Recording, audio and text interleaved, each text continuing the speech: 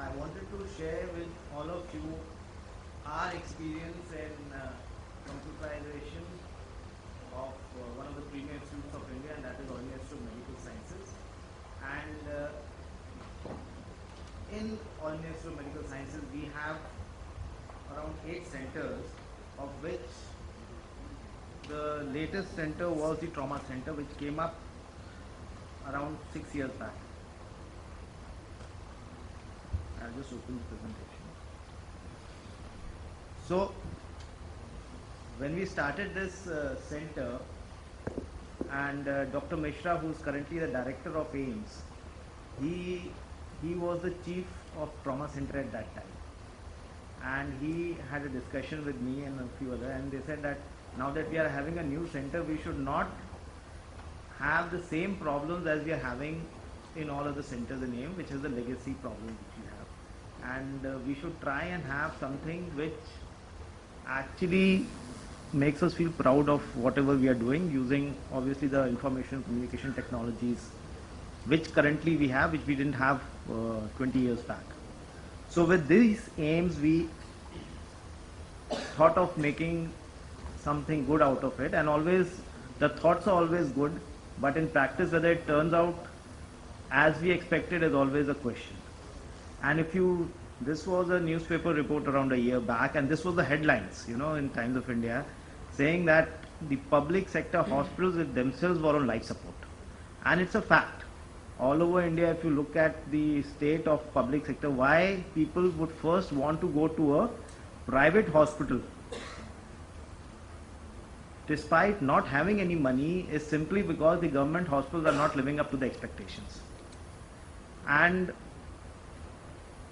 I think they trust only a few hospitals, of which AIIMS is one of them, and that is the reason AIIMS is totally overburdened with the patients coming from all four corners of the country.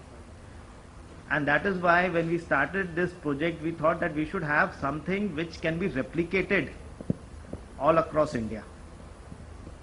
So the primary objective for our use of ICT was, and this was the most important thing, to improve the transparency and accountability in the functioning of the public sector hospitals, which obviously could be scaled to a national level.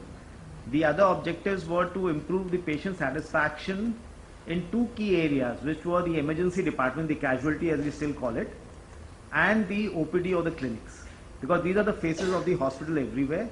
And so we wanted to concentrate on these two areas. And third is, AIIMS is again at a unique place where right from the poorest person in India to the Prime Minister of India come into the same place, into the same ward, and there's so much of a dichotomy that you have to cater to both expectations. So it is a very unique model. I don't think anywhere else in the world we have that. And so people have very, very different expectations, from educated bureaucratic people to the poor patients. And so we wanted to cater to both segments, and that is why we decided that we have to improve the online content and services offered to those who are educated enough to use those services. So we started with few strategies, as I would call it, and these are the ones I'm going to talk about in the next 4-5 slides. One is the call center. Now call center, I think we have heard of call centers for Vodafone, Airtel, but nobody has a call center for a hospital, especially for a government hospital anywhere in India. And I think even in the world, hospitals don't have call centers. And this was an experiment we did, again with the backing from the top, that we said we'll open a call center through tender, and this was based in Noida. And I'll tell you how it empowers the common person as soon as a person comes into the emergency department. Because we have a electronic medical record, registration is electronic, the data is transferred in real time to the call center, and they are supposed to give a call to that patient within 30 minutes and speak in Hindi, saying that welcome to trauma center, and this is we just want to make sure everything is fine. In case there is a issue, please let us know. That is all. You can imagine how much it empowers the poor patient. The person who has no clue, because when we come into an emergency, we don't know anything about the hospital. So at least they have a kind of a plank in which they can latch on to, question, do everything. And this itself improves the image of the hospital to an extent which was never thought of. And another reason for using this call center is that once they phone up this patient, they verify the phone number, because everything is now based on the phone number. We've done a study, almost 100% of our patients or their families have a phone. So then we use this call center to actually phone up the patients repeatedly to book their appointments, do everything. And why is that? Because India, we all know, runs on missed call. People would rather not pay even 1 rupees to make a call. That's the level of poverty which we are disconnected with in actual places. So we have mandated that this call center will phone up every patient and not the vice versa. So the call center phones up, fixes appointments, and when the patient comes on the day to the OPD or the clinic, on the evening of that day, the call center will again phone up and ask whether you have been seen by the doctor and when has he called you next.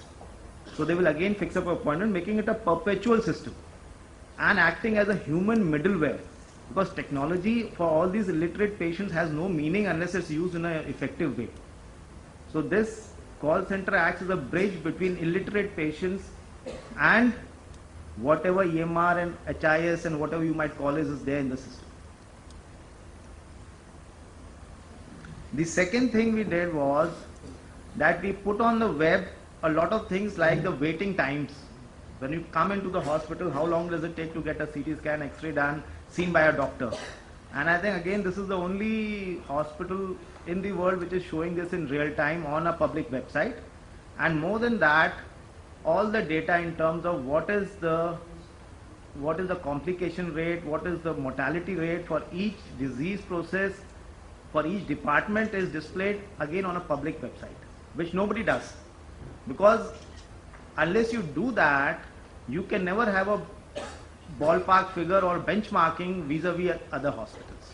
So we say we have this kind of complication rate, and I think every patient is entitled to know what kind of, what is the competence or what is the minimum level of complications or effective strategies the hospital employs.